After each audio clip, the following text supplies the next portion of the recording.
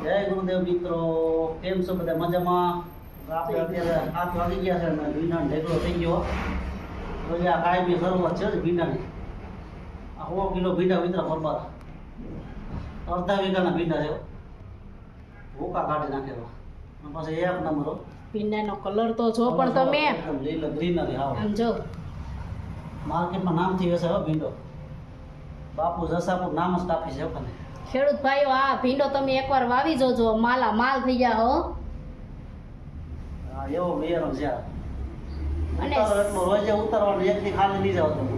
સિંગે એટલી મસ્ત થાય છે એમ એક પાછી. દિવસ ખાલી ગયો એટલે ભીંડો સોળો ને બહાર નીકળે એવડો થાય છે. અમારે એક સગાનો ફોન આવ્યો હતો, એ કે અમે પણ ભીંડો વાવ્યો છે, પણ તમારા જેવો ભીંડો એ કે તો ઉતરતો જ નથી ઈ કે. તો મારા ભાભી કે તમે કેવું બિયારણ લઈ આવ્યા, કે સિંગ કે મોટી જ થાય છે ઈ કે, સિંગ નાની થતી જ નથી. પણ અરે ભાઈ, ભીંડો હંમેશા ઉનાળામાં રોજે ઉતારવો પડે એમ. ઉતારો કેટલા છે કે 2 દી ઉતારી આવે. 2 દી ઉતારો તો તમે પછી રાત જ મારી પડે. ઈ કે વેપારીએ ના પાડી દીધી કે તમે કે આ ભીંડો લઈને માર્કેટમાં ન આવતા ઈ કે. વેપારી ના પડતી ભાઈ કે તમે ન આવો એ કે ભીંડો લે.